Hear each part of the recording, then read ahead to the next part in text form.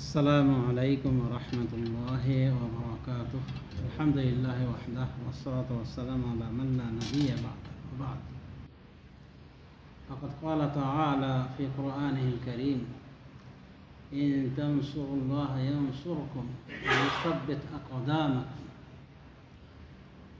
আল্লাহ রাব্বুল আলামিন সূরা মুহাম্মাদের এই 7 নম্বর আয়াতে বলছেন, ইয়া আইয়ুহাল্লাযীনা আমানু ইন তানসুরুল্লাহা ইয়ানসুরকুম ওয়া ইউসাব্বিত আকদামাকুম। হে ইমানদারগণ, তোমরা যদি আল্লাহকে সাহায্য করো তাহলে তোমাদেরকে আল্লাহ সাহায্য করবেন। ওয়া ইউসাব্বিত আকদামাকুম, এবং তোমাদের পদকে দৃঢ় করবেন, তোমাদেরকে দৃঢ় পদ রাখবে। এটা হলো সূরা মুহাম্মাদের 7 নম্বর আয়াত। তাহলে আল্লাহকে সাহায্য করলে আল্লাহ আমাদেরকে সাহায্য করবে। আর আল্লাহকে সাহায্য না করে আল্লাহর বিরুদ্ধে যদি জড়িয়ে যান, আল্লাহর বিরুদ্ধে যদি জিহাদ ঘোষণা করেন, যুদ্ধ ঘোষণা করেন, তাহলে কিন্তু আল্লাহ তার সাথে তার বিরুদ্ধে যুদ্ধ করার স্বাদ শিখিয়ে দেবে, চাখিয়ে দেবে। তো এই আয়াতে আল্লাহ রাব্বুল আলামিন আমাদেরকে বলছেন কিভাবে সাহায্য পেতে হবে। ইন তানসুরুল্লাহা ইয়ানসুরকুম, যদি তোমরা আল্লাহকে সাহায্য করো তাহলে আল্লাহ সাহায্য করবে। এর বিপরীত কি হতে পারে? আমরা যদি সাহায্য না করি আল্লাহকে, আল্লাহ সাহায্য করবে না। আল্লাহ কি সাহায্যের মুখাপেক্ষী আমাদের? না। এর ব্যাখ্যা হলো যে আমরা যদি আল্লাহকে সাহায্য করি, মানে তার বিধিবিধানকে মেনে তার পক্ষ থেকে প্রতিহত করে, যেমন আল্লাহকে গালি দিচ্ছে বা আল্লাহর রাসূলকে গালি দিচ্ছে, এমতো অবস্থায় আল্লাহর সাহায্য কেমন হবে? আল্লাহর পক্ষ থেকে প্রতিহত করবে, নাস্তিকদের জবাব দেওয়ার চেষ্টা করবে, উচিত জবাব দেওয়ার চেষ্টা করবে। এটা ডাক্তার জাকির নায়েক করে থাকে, এবং আরও অন্যান্য ব্যক্তিরা তাদের যার যার পরিসর থেকে করে থাকে। তো আল্লাহর পক্ষ থেকে সাহায্য করা মানে আল্লাহকে সাহায্য করা তার দিনকে পালন করার মাধ্যমে, তার অনুশাসনকে ফলো করার মাধ্যমে। আর তাকে সাহায্যহীন ছেড়ে দেওয়া মানে তাকে অনুসরণ করলেন না, তার রাসূলকে অনুসরণ করলেন না, তার নিদর্শনকে ফলো করলেন না, নিজ মতে চললেন, মন গড়া বিধিবিধান দিয়ে নিজে পরিচালিত হলেন, দেশকে পরিচালনা করলেন। এটা কি আল্লাহকে সাহায্য করা হলো? আল্লাহকে সাহায্য না করার শামিল। সূরা মুহাম্মাদে আল্লাহ রাব্বুল আলামিন এভাবে বলেছেন। আল্লাহ রাব্বুল আলামিন তিনি কাদেরকে জমিনে প্রতিষ্ঠা দান করেন, মানে জমিনের ভিতরে কাদেরকে তিনি নেতৃত্ব কর্তৃত্ব দান করেন, এ মর্মে আল্লাহ রাব্বুল আলামিন আমাদেরকে বলছেন মাপকাঠি হিসেবে, وعد الله الذين آمنوا منكم وعملوا الصالحات لا يستخلفنهم في الأرض كما استخلف الذين من قبلهم ولا يمكنن لهم دينهم الذي ارتضى لهم ولا يبدلنهم من بعد خوفهم أمنا يعبدونني لا يشركون بي شيئا। আল্লাহ রাব্বুল আলামিন এখানে বলছেন ওয়াদ আল্লাহ, আল্লাহ ওয়াদা করেছেন, আল্লাহ ওয়াদা করেছেন তোমাদের মধ্যে যারা ঈমান এনেছে, ওয়া আমিলুস সালিহাত, সৎকর্ম করেছে, তাদেরকে আল্লাহ ওয়াদা করেছেন। লা ইস্তাখলিফান্নাহুম ফিল আরদি, তাদেরকে তিনি খেলাফত দান করবেন জমিনের বুকে, পৃথিবীতে, মানে তাদেরকে তিনি প্রতিষ্ঠিত করবেন।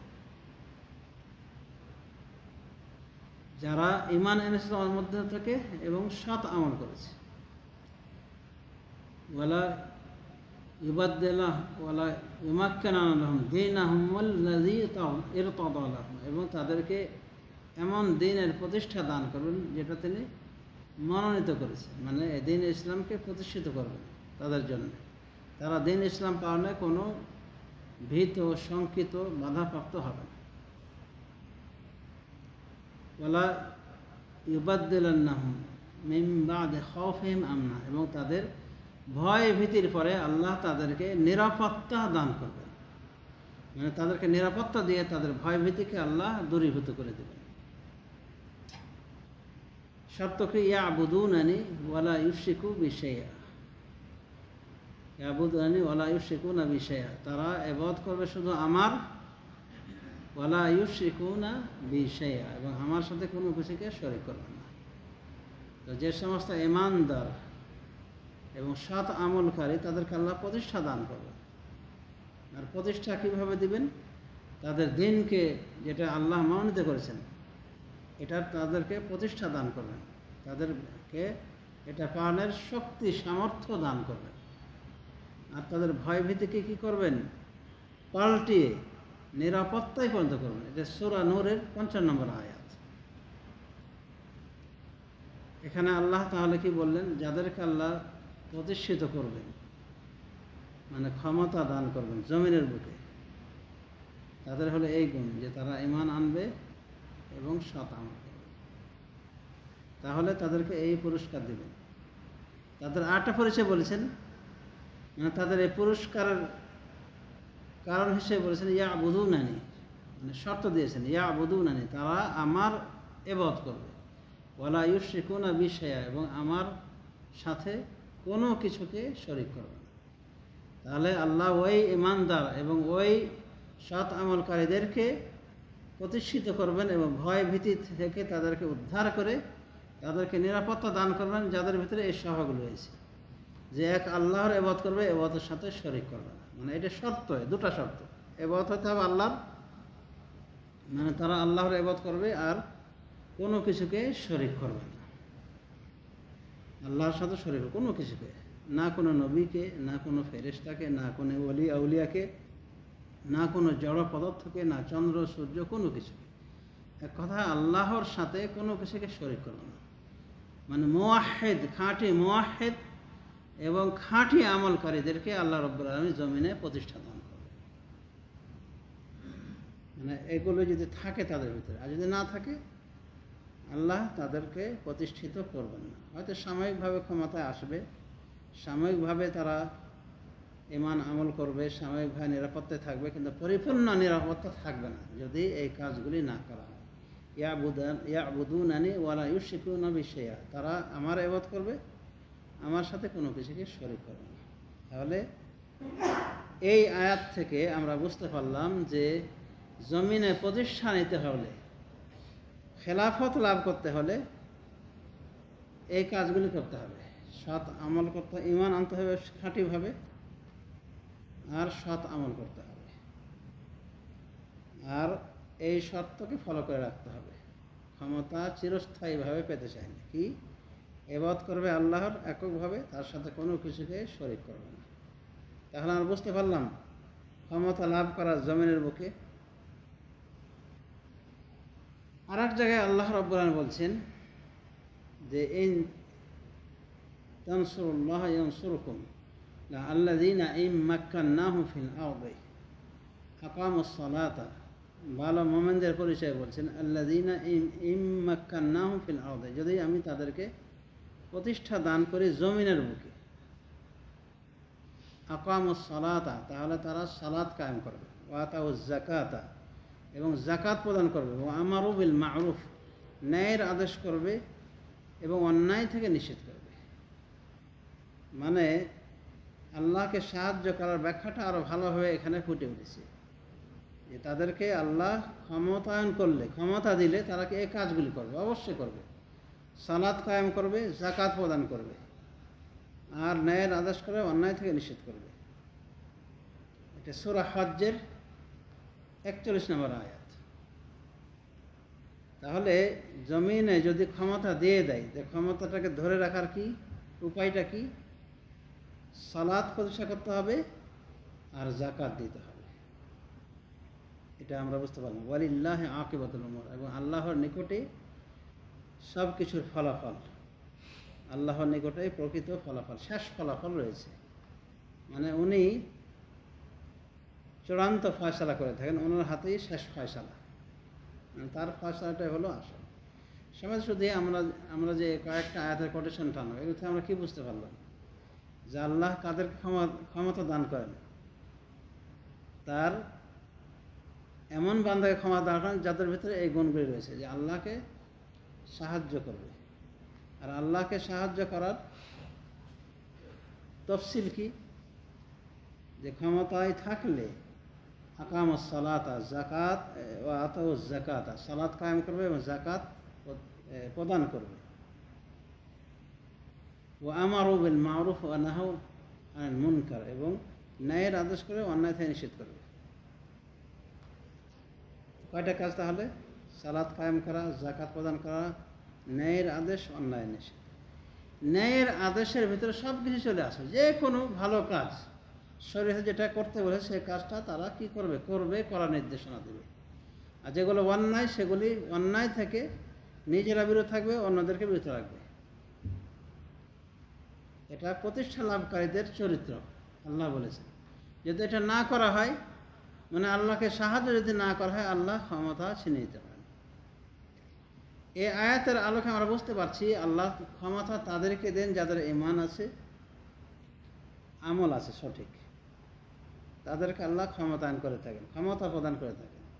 কিন্তু আমরা তো দেখি অনেক সময় এর বিপরীত দেখি না, যে গুন্ডা, লোচ্চা, জালেম, এমনকি কাফের, নাস্তিক, তারা মুসলিম মুসলমানকে কি শাসন করছে। আমাদের দেশটাকে যদি আমরা ধরে নিই, যে জালেমের আন্ডারে ছিলাম, যদিও কাফের বলছি না সরাসরি, তো মুসলমান তো সেরকমই মুসলমান ছিল, সবাই জানে, তাই না?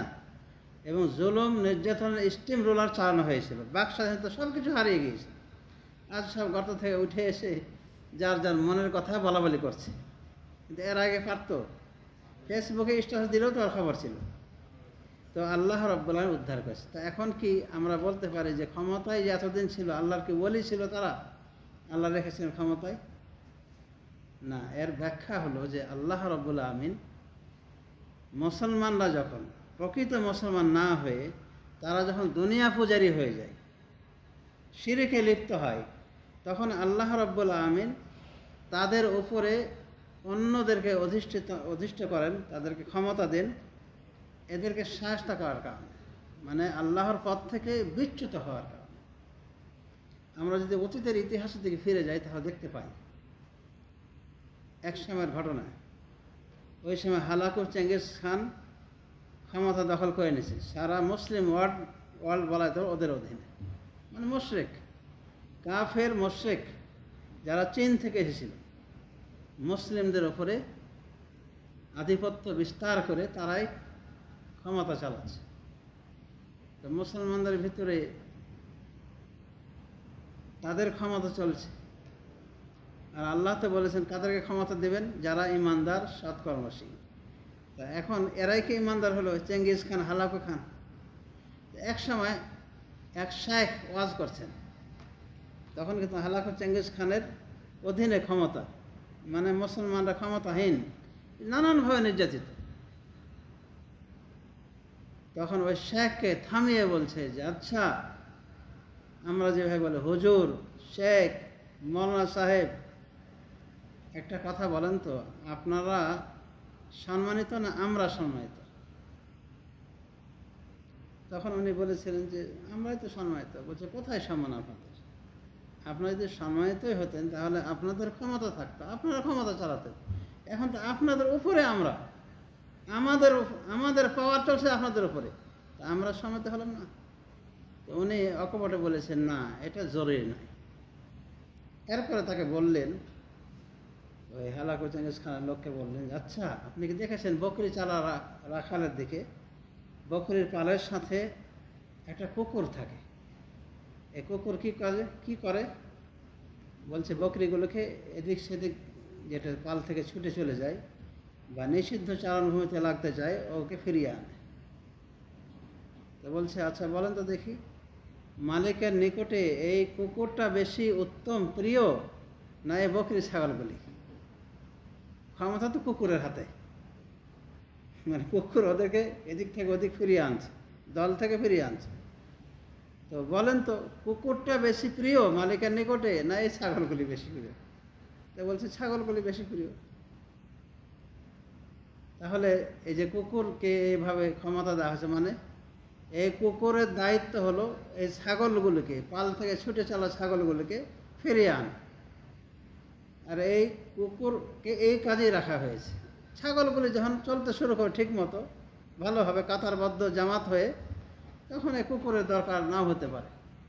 তো মুসলমানরা আমরা আজকে বিচ্ছিন্ন হওয়ার কারণে আজ এই কুকুর নামের এই তোমরা স্থান পেয়েছো, মানে আমাদেরকে দখল করার, আমাদের উপর ক্ষমতা চালানোর। আল্লাহ তোমাদের এটা দিয়েছে যাতে আমরা কি ফিরে আসি। ওই বিচ্ছিন্ন বকরি পালার মতো আমরা যে হয়ে গেছে, আমরা যাতে যখন ফিরে আসবো আবার একসাথে যখন হয়ে যাব, তখন আর তোমাদের কুকুরের দরকার হবে না। তো উচিত উত্তর দিয়েছেন ওই আলেম সাহেব। আসলেই অনেক সময় বিধর্মী নাস্তিক মার্কা লোক বড় বড় জালেমকে আল্লাহ ক্ষমতা দেন, দিয়ে পরীক্ষা করেন। এই জন্যে যারা ক্ষমতায় থাকে তাদেরকে ক্ষমতায় আল্লাহ রাখেন দুটা কারণে। আল্লাহ হয়তো তাদের পরীক্ষা নিচ্ছেন, মানে তারা ভালোভাবে চলছেন কিনা, ভালো দেখে ক্ষমতা দিয়েছিলেন। আল্লাহ তাদেরকে পরীক্ষা নিচ্ছেন যে পরীক্ষাতে পাস হচ্ছে কিনা। পরীক্ষার বিষয়গুলি কি? আল্লাযীনা ইম্মাক্কান্নাহুম ফিল আরদ। আল্লাহ বলছেন ওই সমস্ত লোক যাদেরকে সাহায্য করবেন আল্লাহ, তারা হলো এমন যাদেরকে ক্ষমতা দেওয়া হলে জমিনের বুকে, পৃথিবীর বুকে আকামুস সালাতা, সালাত কায়েম করবে, ওয়া আতাউজ যাকাতা, যাকাত প্রদান করবে, ওয়া আমারু বিল মারুফ, ন্যায়ের আদেশ করবে, অন্যায় নিষেধ করবে। আচ্ছা, আমি প্রশ্ন যদি করি যে দুনিয়ার বুকে, আসমানের নিচে, জমিনের উপরে সব থেকে ন্যায় কোনটা, ভালো কাজ কোনটা, যেটার আদেশ করা উচিত, নিজে পালন করা উচিত এবং অপরকে আদেশ দেওয়া উচিত, ক্ষমতাশীলদেরকে আদেশ করা উচিত যে তোমরা এটা করো, সব থেকে বড় ন্যায় কোনটা বলেন? কিসের আদেশ দেওয়া? সৎ কাজের আদেশই তো বললাম। তো বড় সৎ কাজ কোনটা, যার আদেশ দেওয়া উচিত? তাওহীদ। ভুলে গেলে হবে না, উত্তর সবাইকে দিতে হবে। সব থেকে বড় ন্যায় যার আদেশ করতে হবে সরকারকে, প্রতিষ্ঠিত সরকারকে, সেটা কি? যে তোমরা এক আল্লাহর ইবাদতবন্দি করো, এক আল্লাহর ইবাদতবন্দি করো এবং শিরক থেকে বিরত থাকো। তো সব থেকে বড় ন্যায় যেটার আদেশ করবে ক্ষমতাসীন ব্যক্তিরা, কর্ণধাররা, সেটা হলো তাওহীদের আদেশ করবে। তোমরা তাওহীদকে ফলো করো, এক আল্লাহর ইবাদত করো, আল্লাহর সাথে কোনো কিছুকে শরীক করো না। তাহলে সব থেকে বড় ন্যায় এই পৃথিবীর বুকে সেটা কি? তাওহীদ প্রতিষ্ঠা করা। আরও অন্য অন্যায় কাজ তো আছে, সালাত প্রতিষ্ঠা করা, যাকাত দেওয়া ইত্যাদি। যত কাজের নির্দেশনা দিয়েছে এই শরীয়ত, সবগুলি ন্যায়ের ভিতরে পড়ে, মানে ওগুলো ভালো বলে নির্দেশ দেওয়া হয়েছে, অত কল্যাণ রয়েছে। আর যতগুলি নিষেধ করা হয়েছে অন্যায়, সেগুলোতে কোনো কল্যাণ নেই, সেগুলোতে অকল্যাণ রয়েছে, এই জন্যই নিষেধ করা হয়েছে। তো ক্ষমতাসীন ব্যক্তিদের করণীয় কি? সালাত কায়েম করবে, যাকাত প্রদান করবে, আর ন্যায়ের আদেশ করে, অন্যায় নিষেধ করবে। বললাম যে সব থেকে বড় ন্যায় হলো তাওহীদের আদেশ করা, তাওহীদ প্রতিষ্ঠা করা। এবার প্রশ্ন করি, সব থেকে বড় অন্যায় আসমানের নিচে, জমির নিচে কি? দুই একজন বলছেন, সবাই একমত তো? সব থেকে বড় অন্যায় হলো শিরক। এই অন্যায়টা আমাদের দেশে হয় না? হয় না? এই অন্যায় নিয়ে কয়জন কথা বলে? আল্লাহ বলছেন ইন্না শিরকা লাযুলমুন আযীম, নিশ্চয় শিরক মহা জুলুম। ইয়া বুনাইয়া, লোকমান হাকিমের তার সন্তানকে লক্ষ্য করে বলা কথাটা আল্লাহ কোট করেছেন তার কোরআনে। ইয়া বুনাইয়া লা তুশরিক বিল্লাহ, হে আমার স্নেহের সন্তান, তুমি আল্লাহর সাথে শিরক করো না। ইন্না শিরকা লাযুলমুন আযীম, নিশ্চয় শিরক মহা জুলুম। মানে শুধু জুলুম না, মহা জুলুম। এই জুলুমের কোনো ক্ষমা নাই। এই জুলুম রেখে যদি মারা যায়, এই জুলুমের অবস্থায় নির্ঘাত সে জাহান্নামে হবে, এবং তার জন্য জান্নাতকে হারাম করে দিয়েছে। আল্লাহ সূরা মায়েদের ভিতরে উল্লেখ করছেন, ইন্নাহু মাইয়ুশরিক বিল্লাহ, নিশ্চয় যে শিরিক করে, ফাকাদ হারামাল্লাহু আলাইহিল জান্নাহ, তার জন্য আল্লাহ জান্নাতকে হারাম করে দিবেন। ওয়া মাওয়াহুন নার, এবং তার ঠিকানা হলো জাহান্নাম। ওয়া মা লিয-যালিমিনা মিন আনসার, আর এই সমস্ত জালেমদের জন্য কোনো সাহায্যকারী থাকবে না। তাহলে আল্লাহ এখানে বলছেন ইন্নাহু মাইয়ুশরিক বিল্লাহ, নিশ্চয় যে শিরক করে আল্লাহর সাথে, ফাকাদ হারামাল্লাহু আলাইহি জান্নাত, তাদের উপর জান্নাতকে হারাম করে দিবেন। এটা এক নম্বর রেজাল্ট। 2 নম্বর রেজাল্ট, ওয়া মাওয়াহুন নার, তার ঠিকানা হলো জাহান্নাম, মানে এখানে সে স্থায়ী হয়ে থাকবে। ওয়া মা লিয-যালিমিনা মিন আনসার। তাহলে শিরক করলে এই দশা। সব থেকে বড় অন্যায় যেটা থেকে নিষেধ করা দরকার সরকারকে, প্রতিষ্ঠিত সরকারকে, সেটা কি? শিরক থেকে নিষেধ করবে, শিরকের আড্ডাগুলিকে গড়িয়ে দেবে, যেভাবে সৌদি আরবের সরকার করেছিল। এই ভণ্ড ফিরের মাজার আর ভণ্ডামি কত রকম খেলা চলছিল। ওই সময় দেখছেন, যে বেঁচে থাকতেন তো ওই সময় দেখতেন যে এরা সব দিক দিয়ে মিসকিন ছিল। যখন তাওহীদের মিসকিন ছিল, তখন অর্থগত দিক থেকে মিসকিন ছিল। আর ওলি আল্লাহর শেষ নাই, মানে এই জেগে ওঠা ওলি আল্লাহ। তো প্রকাশ্যে শিরিক হতো। একটা খেজুর গাছ ছিল, মদনা খেজুর গাছ, এখানে এসে নরনারীরা, জাহেল নরনারীরা, এই সৌদি আরবে, ইয়া ফাহলাল ফুহুল আবগাল বাল কাবলাল হাম, হে ষাঁড়ের ষাঁড়, তোমার কাছে স্বামী চাচ্ছি। মহিলা এসে বলতো, আবগাল বাল কাবলাল হাম, বছর পূর্তির আগেই তোমার কাছে স্বামী যাচ্ছে। খেজুর গাছ কি ষাঁড়ে দিবে? তাকে বাচ্চা দিবে? এরকম শিরিক চলছিল। এই শিরিককে উৎখাত করা হয়েছে এই সৌদি সরকারের মাধ্যমে। এবং একজন শেখ ছিলেন, অত্যন্ত জ্ঞানী, বিচক্ষণ এবং অকুতোভয় এক শেখ ছিলেন, যার নাম মোহাম্মদ আব্দুল ওয়াহাব। উনি রাজাকে বুঝাতে সক্ষম হয়েছিলেন যে, রাজা মশাই, আপনি আপনার ক্ষমতার লাঠি চালাতে থাকেন, আর আমি আমার জবানের বক্তৃতা চালাতে থাকি। এইভাবে একমত হয়ে আজও রাজ পরিবার, শেখ মোহাম্মদ বিন সৌদ পরিবার তার সাথে রয়েছে, এই শেখের পরিবারের সাথে আছেন, একমত। তোমার ফতোয়া আর আমার কাজ। এই শিরিকের আড্ডাগুলি যখন গড়িয়ে দিয়েছে, আস্তে আস্তে দেখেন মাথা গজিয়ে উঠছে। স্বর্ণের খনি, রূপার খনি, তেলের খনি, মদিনার অদূরে ইদানিং বের হলো কি, কিসের খনি বের হয়েছে বলেন? স্বর্ণের খনি। তো এই যে মিসকিন যখন ছিল, ধর্মের যখন মিসকিন ছিল, আল্লাহ তাদেরকে মিসকিন করে রেখেছিল। ধর্মের মিসকিন মানে এইসব ভণ্ড ফিরে মাজারে ভরা ছিল। আর কিছু তো ভালো ভালো মানুষেরও মাজার করেছিল, বড় বড় বিল্ডিং করে, যেমন সাহাবায়ে কেরামের। এগুলো তারা গড়িয়ে সুন্নাহ মতো করে দিয়েছে। তারপরে আল্লাহ বরকত দান করেছে। তো প্রতিষ্ঠিত সরকারের এটা দায়িত্ব, কারণ এটা সব থেকে বড় অন্যায় শিরক করা। আল্লাহকে বাদ দিয়ে বাবার কাছে ধর্ণা ধরা, বাবা আমাকে ছেড়ে দাও, মেয়ে দাও, বিপদ উদ্ধার করো। আরে বাবা তো নিজেই বড় বিপদে, মাটির তলে গিয়ে মাথা তুলে উঠতে পেরেছে কোনো দিন। কিন্তু এই মুশরিকের দলগুলি এতটাই মুশরিক, এতটাই মানে শয়তান তাদের মগজে পেশাব করেছে যে এই জ্ঞানটুকু ফিরান, যে তো কিছু দিতে পারবো না। একই তো আমরা মাটি দিয়েছি, গোসল টোসল করে মাটি দিয়েছি, দাফন করেছি। না দাফন করলে হয়তো কুত্তায় খেয়ে শেষ করে দিত। এই যে শিরিক এর আড্ডা বয়ে চলেছে, আপনি ক্ষমতায় গিয়ে এগুলো নিয়ে কথা বলেন না। যদি না বলেন, তাহলে আপনার ক্ষমতাটা পরীক্ষার ক্ষমতা। ক্ষমতা দিয়ে রাখতে পারেন, আর দেখবেন আল্লাহ যে এই কাজগুলি হয় কিনা, সালাত কায়েম হচ্ছে কিনা, যাকাত প্রদান হচ্ছে কিনা, আর ন্যায়ের আদেশ হচ্ছে কিনা, অন্যায় নিষেধ হচ্ছে কিনা। সৌদি আরবের জমিনে মানুষ মাত্র পাপ হতেই পারে, কিন্তু তাওহীদের বিষয়টা মিয়া এক নম্বরে রয়েছে। এবং ওদের রিক্সা চালক তাওহীদ যতটা বুঝে, আমাদের বড় হুজুর, দেশীয় পড়া বড় হুজুরও বুঝেন।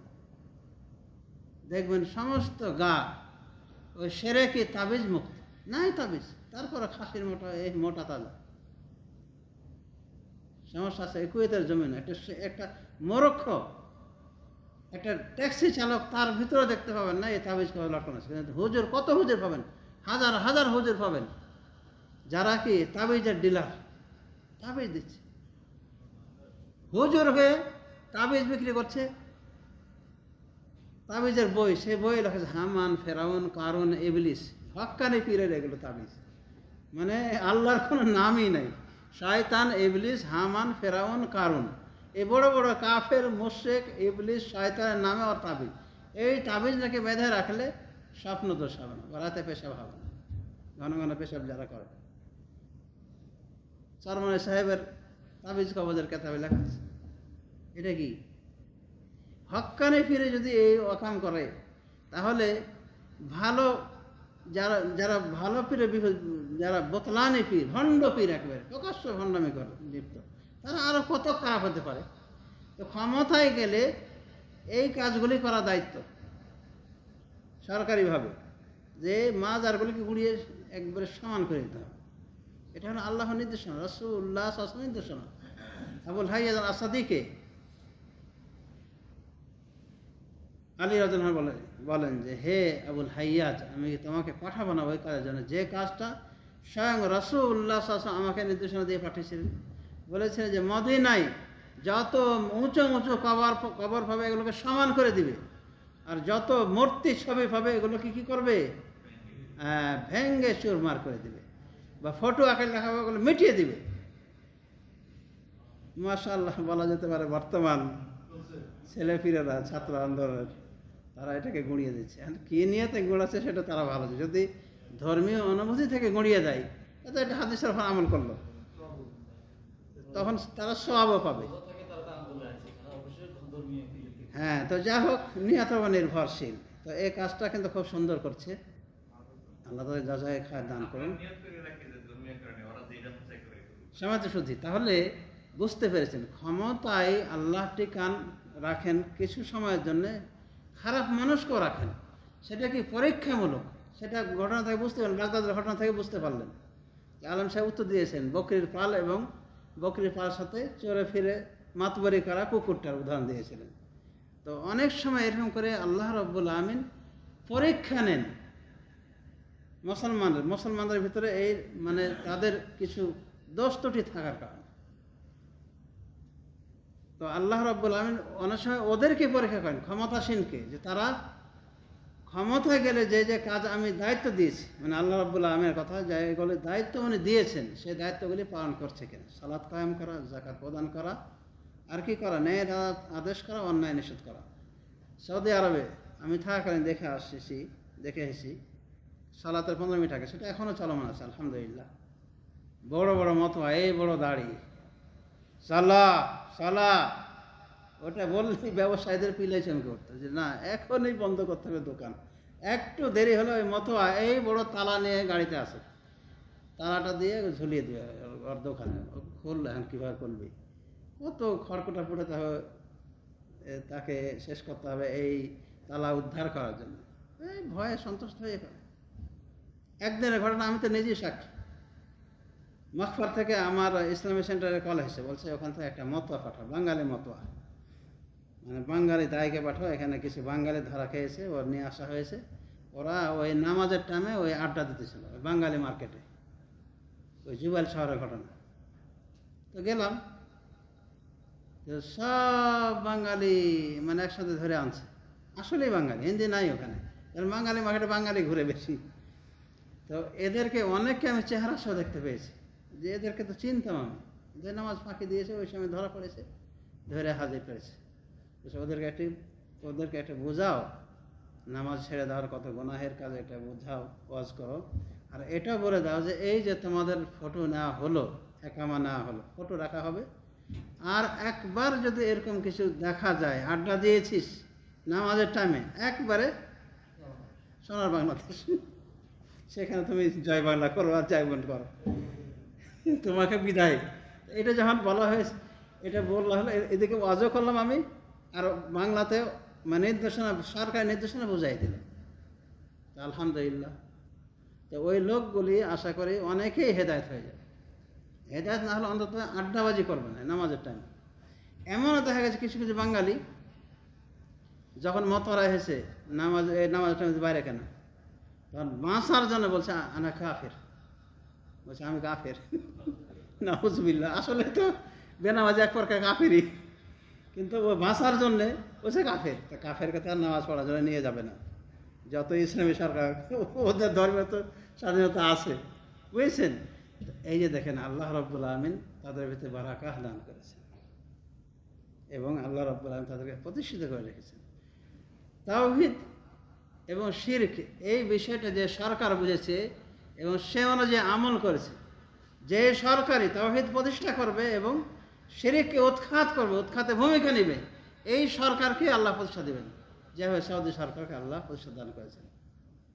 7 বছর সময় তারা পার করে দিয়েছে তাদের ক্ষমতার পর, আল্লাহ তাদেরকে লাঞ্ছিত করেন। শেখ মোহাম্মদ আব্দুল ওয়াহাব এই দাওয়াত যখন প্রচার শুরু করেন, তখন তাকে কিভাবে উনি প্রতিষ্ঠিত হন? শেখ মোহাম্মদ আব্দুল ওয়াহাবের ওয়াজ শোনেন ওই সময় রানী, মানে মোহাম্মদ সৌদের সম্ভবত তার স্ত্রী তার ওয়াজ শোনেন। ওয়াজটা খুব হৃদয়গ্রাহী লাগে এবং খুব ভালো লাগে, মানে তাওহীদের ওয়াজ।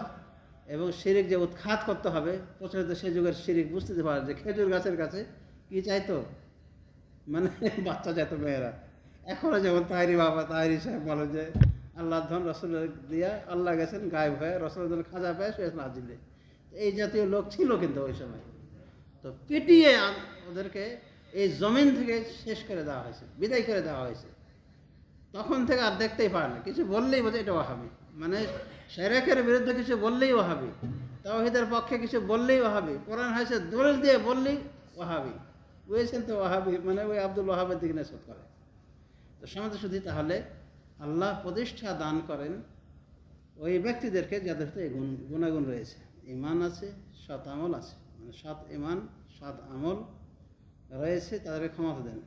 আর ক্ষমতায় ততক্ষণ টিকিয়ে রাখেন যতক্ষণ পর্যন্ত তারা এই কাজগুলি করবেন, সালাত কায়েম করবেন, যাকাত প্রদান করবেন, আর ন্যায়ের আদেশ করবেন, অন্যায় নিষেধ করবেন। আগে বলেছি যে যত কিছু নির্দেশনা আছে শরীয়তে সেগুলিই ন্যায়, সেগুলি নিজেরা করবেন, অন্যদেরকে করতে বলবেন। আর সব থেকে বড় অন্যায় হলো শিরিক। এই অন্যায় থেকে নিষেধ করবেন এবং সক্রিয় ভূমিকা রাখবেন এই শিরিকের আড্ডাকে মূলোৎপাটন করার ক্ষেত্রে। তাহলে কিন্তু আল্লাহ ক্ষমতা টিকিয়ে রাখবেন, নতুবা পরীক্ষামূলক হয়, ক্ষমতা তাদেরকে পরীক্ষামূলক দেওয়া। তার মানে আমরা বলতে পারি কিছু লোককে আল্লাহ ক্ষমতায় টিকিয়ে রাখেন এবং পরীক্ষা নেন ক্ষমতায় থাকার যোগ্য কি যোগ্য নয়। পরীক্ষায় পাশ করবে তখন যখন এই কাজগুলো করবে, সালাত কায়েম করবে, যাকাত প্রদান করবে এবং ন্যায়ের আদেশ করবে, অন্যায় থেকে নিষেধ করবে, আল্লাহ তাদেরকে ক্ষমতায় টিকে রাখবে। তো আল্লাহ অনেক সময় এভাবে পরীক্ষা নেন। আবার আল্লাহ পরীক্ষা নেন এই ক্ষমতাধর নেতৃত্বশীল ব্যক্তিদের মাধ্যমে। আল্লাহ তাদেরকে দিয়ে পরীক্ষা করেন, মানুষকে বিপদে ফেলেন যাতে করে তারা আল্লাহর পথে ফিরে আসে। তার মানে বলা যেতে পারে আমাদের বিগত সরকার আমাদের চেপে যে বসে জগদ্দল পাথরের মতো, এবং সবাই বলছে জুলুম করেছে, জালেম, এই সেই বলছে তো, এবং বাস্তবতাও অনেকটা আমরা টের পাচ্ছি। তো আল্লাহ এটা কাদের ওপর পরীক্ষা স্বরূপ চাপিয়েছিলেন? জনগণের পরীক্ষা স্বরূপ, জনগণ ভালো পথে ফিরে আসছে কিনা। সুতরাং জনগণের পরীক্ষা হিসেবে, তাদের পাপের প্রায়শ্চিত্ত হিসেবে খারাপ সরকার আল্লাহ দান করেন। এই জন্য আল্লাহ বলছেন ওয়াকাযালিকা নুওয়াল্লি বা'য-যালিমিনা বা'যম বিমা কানু ইয়াকসিবুন।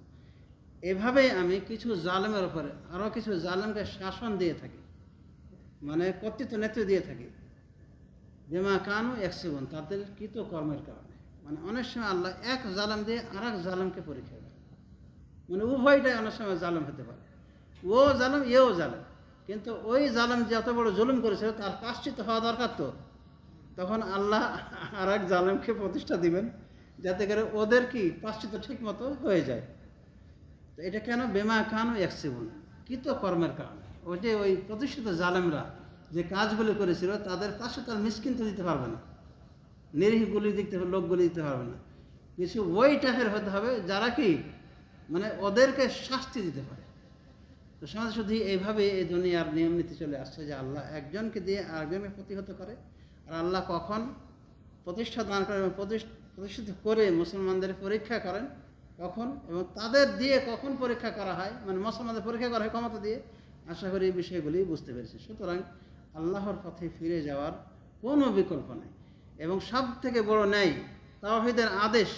এই আদেশ যে প্রতিষ্ঠা সরকারই করবে না, এটা গুরুত্ব দেবে না কোনোভাবে। সব থেকে বড় অন্যায় শিরিক থেকে নিজে বিরত থাকা এবং অন্যদেরকে বিরত রাখার ওয়াজ করা, নির্দেশনা দেওয়া এবং কঠিন ভূমিকা পালন করা প্রতিষ্ঠিত সরকার হলে।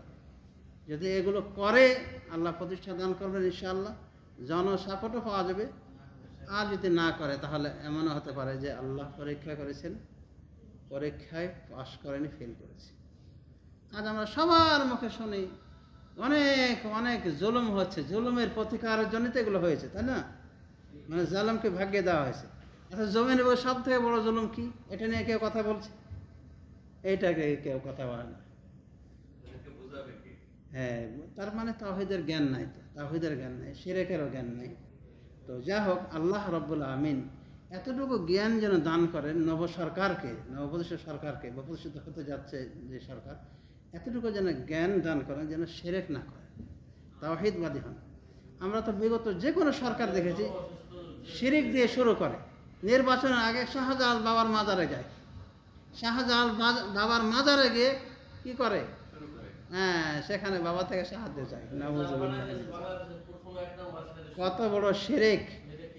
সরকারই যদি কর্ণধার হয়ে এই শিরক দিয়ে নির্বাচন শুরু করে, নির্বাচন যদি শুরু হয় আমাদের বিগত দলগুলির বা বিগত সরকারগুলি, নির্বাচন যদি শুরু হয় শাহজালালের মাজার দিয়ে, তাহলে এখান থেকে কিন্তু আমরা বুঝতে পারি যে ব্রেনের ভিতরে কি রয়েছে। তো যদি শিরিক করা হয় তাহলে আল্লাহ রাব্বুল আমিন পরীক্ষার ক্ষমতা দেবেন সবাইকে সাময়িকভাবে, এবং এক জালেম থেকে আরেকজনের শিক্ষা নেওয়া উচিত যে আমিও যদি এরকম জুলুম অন্যায় করি আল্লাহ আমাকেও ধ্বংস করবেন। আল্লাহ যে কোনো জুলুমকে হারাম করেছেন, আল্লাহ জুলুমকে বরদাস্ত করেন। আল্লাহ বলেন হাদিসে কুদসিতে, মানে রাসূল উদ্ধৃতি করছেন, ইয়া ইবাদি ইন্নী হারামতু যুলমা আলা নাফসি, হে আমার বান্দাগণ, আমি আমার নফসের উপর জুলুমকে হারাম করেছি, ফালা তাযালামু, সুতরাং তোমরাও জুলুম করবে না। তো জুলুম এমন বড় অন্যায়, যার ফলে শাইখুল ইসলাম ইবনে তাইমিয়া বলছেন যে এমনও হতে পারে একটা জালেম সরকার কিন্তু জুলুম করছে, মানে প্রচলিত জুলুম, মানুষকে মারো, কাটো, ধরো, বন্দি করো, মানে অন্যায়ভাবে কারাভোগ আছে 20 বছর 25 বছর কারাদণ্ড দিয়ে দিয়েছে। এক কথায় মানবিক জুলুম করেছে, সৃষ্টিকুলের উপর জুলুম করেছে। এটাও আল্লাহ বরদাস্ত করে না। আর শিরক তো বরদাস্ত করেই না আল্লাহ রাব্বুল আমিন মুশরিক শাসককে। আর যদিও অনেক সময় আল্লাহ পরীক্ষামূলক রাখেন, সেটা তো বুঝতেই পেরেছি, সে কারণেই রাখা হয়। তো জুলুম যে আল্লাহ বরদাস্ত করেন, এই জন্য শাইখুল ইসলাম ইবনে তাইমিয়া রাহিমাহুল্লাহ বলছেন যে এমনও হতে পারে মুসলিম শাসক কিন্তু জালেম, এমনও হতে পারে যে একটা কাফের কিন্তু সে মানুষের উপর জুলুম করে না, সুশাসন করে। তো হতে পারে আল্লাহ রাব্বুল আলামিন এই জালেম মুসলিম শাসকের উপর তাকে প্রাধান্য দেবে, তাকে প্রতিষ্ঠা দেবে। কেন? যে সে জুলুম করেছে তার বান্দার উপরে। আর এই জালেম, এই লোক যদিও সে কাফের, অমুসলিম, তবুও আল্লাহ তার উপরে তাকে প্রতিষ্ঠা দেবেন, যাতে করে সে অন্তত এই ইনসাফ কায়েম করে, মানে প্রজাদের ভিতরে। অনেক সময় এমনও হয়ে থাকে। এই জন্য জুলুম হলো মূলোৎপাটন হয়ে যাওয়ার একটা বড় অস্ত্র। কিন্তু জালেম বোঝে না জুলুম করার সময় যে আমি কি জুলুম করেছি। যখন সরিয়ে দেওয়া হয় ক্ষমতা থেকে আর একজনের মাধ্যমে, সে জালেম হোক বা ক্ষমতাধর যেই হোক না কেন, একজন শাস্ত্রে যখন পেয়ে যায় তখন অনুশোচনা আসে যে হ্যাঁ, এই জুলুমের কারণেই আমি এটা করেছি। বাগদাদের একটি ঘটনা বলে আমি শেষ করছি। সেখানে দেখা যাচ্ছে স্বেচ্ছাচার খলিফা, আব্বাসী খেলাফতের আমলে একটি ঘটনা। ওই সময় তো বহু খলিফা হাত চেঞ্জ হয়েছে। এক খলিফা আসছেন, অত্যন্ত জুলুম অন্যায় করতেন, মানে প্রজাদের প্রতি। শিরক অবশ্য করতেন না, এবং তাওহীদের তারা কর্ণধার ছিলেন, আলহামদুলিল্লাহ, এদের কোনো অভিযোগ নেই। কিন্তু মানুষের উপর জুলুম করেছিল। এবং যত স্বর্ণ ছিল রাজ্যের, ইসলামী রাজ্য তখন অনেক বড়, অনেক দূর দিয়ে বিস্তৃত ছিল না, তো যত স্বর্ণ এগুলি সব জড়ো করে একটা পুকুর বানিয়েছিল, পুকুর দিয়ে ওটাকে ঘেরে দিয়েছিল, ঢেকে দিয়েছিল, আত্মগোপন করার মতো করে ওগুলো গোপন রেখেছিল। আর বেটাদের বলেছিল, বেটারা তোরা যদি 100 বছর বসে থেকে খাস তবুও তারা ফকির মিসকিন হবে না, এই কাজটা করে দিয়েছি। দেখা গেল যে ক্ষমতার হাত টিকল না, কারণ আল্লাহ জালেমকে পছন্দ করেন না। যালিমিন আ'আদ্দা লাহুম আযাবান আলীমা, জালেমদের জন্য আল্লাহ কঠিন ভয়াবহ যন্ত্রণাদায়ক শাস্তি প্রস্তুত করে রেখেছে। তো ক্ষমতা হাত চেঞ্জ হয়ে গেল, আর একজন খলিফা আসলো, উনিও আব্বাসী খলিফা। এখন এই খলিফাকে মানে জুলুমের কারণে জনগণ দেখতে পারতেন না, উনিও মানে দেখতে পারতেন না। উনি কী করলেন, ওনারে মানে ব্যবস্থা করলেন, ক্ষমতাচ্যুত হয়ে গেল। এখন ওনাকে ধরে ওই সুরমা দেওয়া হয়েছিল চোখে। কিসের সুরমা জানেন? লোহা পড়িয়ে সুরমা দেওয়া হয়েছিল, কেতাবে লেখা যাচ্ছে। লোহা পড়িয়ে সুরমা দিলে 2 চোখে চোখ থাকবে, মানে অন্ধ হয়ে গেছে। আর সে যে খনি বানিয়েছিল স্বর্ণের বা স্বর্ণরূপার খনি, এটা কি মানুষের কাছে গোপন ছিল? জনগণ সাধারণ কাছে গোপন থাকলেও তাদের কাছে গোপন থাকে। খবর পেয়ে ও উদ্ধার করে সব বাজেয়াপ্ত করে নেওয়া হলো। এখন চোখ অন্ধ আর এদিকে বিচ্যুত, বাড়ি থেকে বিচ্যুত, খেলাফতের দায়িত্ব থেকে বিচ্যুত, খেলাফতের বাড়ি থেকেও বিচ্যুত, গণভবন এখন শেষ। এখন কি হবে? এখন ফকিরের মতো তাকে ভিক্ষা চাইতে হয়েছিল মসজিদে মসজিদে, ইয়া ইবাদাল্লাহ তাসাদ্দাকু আলাইয়া ইন্নী মিসকিন, হে আল্লাহর বান্দারা আমাকে সাদকা করো, আমি কিন্তু মিসকিন মানুষ। সে কত প্রতাপশালী, কত জালেম, এবং কতদিন যে খেলাফত করেছে আল্লাহ ভালো জানেন। এখন মিসকিন দাঁড়ে দাঁড়ে করছে। আর কি হয়েছিল? ওই মন্ত্রী মিনিস্টারগুলি যারা ছিল আগে, পরবর্তী বাদশার রোষে পড়ে গেল, সন্দেহের শিকার হলো যে এরা তো ওর ভক্ত ছিল, এদেরকেও যদি এই পদে রাখা হয় তো না জানি কোন সময় আমার উপর বিপদ আনে, পল্টি মারে ওরা। তখন করেছিল কি? বলছে সবটিকে পদচ্যুত করা হলো নতুন মন্ত্রী দিয়ে, আর এটাকে বন্দি করা হোক, জেলে বন্দি করা হোক, এবং ফাঁসির ছেলে নিয়ে ওদের জবাই করে দেওয়া হোক। এমতো অবস্থা থাকতে বাপ আর বেটা গিয়েছে, দুটোই জালেম, বাপ বেটা দুটোই জালেম। তো বাপকে বেটা বলছে যে বাবা এত সুখে ছিলাম আমরা, এত বিলাসবহুল জীবনযাপন করেছিলাম, আজকে এই অবস্থার পরিণতির শিকার হলাম কেন? বলছে বেটা রে, আমরা অনেক সুখ করেছি, অনেক মস্তি মজা করেছি, অনেককে জুলুম করেছি, দিয়ে আমরা আরামসে ঘুমিয়েছি, কিন্তু এই মাজলুমদের চোখ রাতে বিনিদ্রায় থেকে ঘুম কামাই করে এগুলি চোখের পানি ফেলে ফেলে আমাদের বদদোয়া করেছিল, যার ফলে মাজলুমের বদদোয়া তো আল্লাহ ফেরত নেন না। ওই মাজলুমদের বদদোয়া আজ লেগে গিয়েছে আমাদেরকে, তাই এই অবস্থা। আজকে আমরা কি কঠিন শাস্তির সম্মুখীন, মৃত্যুদণ্ডের প্রহর বনছি। তো কি হয়েছিল? মন্ত্রীদের বিলাসিতার নমুনা কি ছিল? ওই কেতাবের লেখক বলছেন যে এই মন্ত্রীগুলি তাদের বাড়ি ঘরকে মানে স্বর্ণের কালি দিয়ে রঙাইছিল, স্বর্ণের পানি দিয়ে। তাহলে কত বড় অপচয় করেছিল, মানে কত কোটি কোটি টাকার মালিক, শুধু বুঝতেই পারছেন যে স্বর্ণের পানি দিয়ে বাড়িকে রঙিন করেছে। বাড়ি রঙাতে হয় এভাবে? আমার মনে হয় এখনো বিলাসবহুল জীবনযাপন করা যারা, তারা এরকম করে না, বাড়িকে স্বর্ণ দিয়ে রঙায় না, এটা করেছিল। কিন্তু একই দিনে অর্ডার হলে এগুলো মৃত্যুদণ্ড কার্যকর করা হবে, একবারে জবাই করার মাধ্যমে। সে যুগে এটাই হতো, জরব বিসাইফ, তরবা দিয়ে হত্যা। তো যাই হোক সমাজ শুধু এগুলো থেকে আমাদের শিক্ষা নেওয়া উচিত। আমাদের আগত বিগত সমস্ত ক্ষমতাসীন সরকারদের উপদেশ নেওয়া উচিত যে জুলুম করতে গিয়েও যদি সীমা লঙ্ঘন হয়, তো ওই সীমা লঙ্ঘন কিন্তু জুলুমটুকু কিন্তু আবার পাওনা হিসেবে থেকে যাবে, ওটা কেউ কি পরিশোধ করে দেবে। সুতরাং ক্ষমতায় থাকাকালীন ক্ষমতার সদ্ব্যবহার করলে আল্লাহ রাব্বুল আলামিনের সাহায্য নেমে আসবে। আল্লাহ তাদেরকে সাহায্য করবেন। শর্ত কি? আশা করি আমরা বুঝতে পেরেছি, আশা করি আমরা সবাই বুঝতে পেরেছি। ওয়াকুল কাউলি হাযা ওয়া আস্তাগফিরুল্লাহ লি ওয়া লাকুম ওয়া লিসাইরিল মুসলিমিন। পরিশেষে দোয়া করি আল্লাহ রাব্বুল আলামিন যেন আমাদেরকে এই সংকটময় মুহূর্তে আল্লাহ রাব্বুল আলামিন যেন আমাদেরকে পরিপূর্ণভাবে উদ্ধার করেন এবং আমাদেরকে সুশাসক দান করেন, যে সুশাসক শাসন করে ভালোভাবে অন্যায় জুলুম ইত্যাদি বেঁচে থাকবে এবং তাওহীদ প্রতিষ্ঠা করবে এবং শিরক থেকে নিজে বিরত থাকবে, শিরক থেকে বিরত রাখার বিষয়ে বলিষ্ঠ ভূমিকা রাখবে। আল্লাহ রাব্বুল আলামিন আমাদেরকে এরকম সরকার, এরকম নেতৃত্ব দান করেন। আমিন। সাল্লাল্লাহু আলাইহি মুহাম্মদ ওয়া আলা আলিহি ওয়া সাহবিহি আজমাইন। আসসালামু আলাইকুম ওয়া রাহমাতুল্লাহি ওয়া বারাকাতুহু।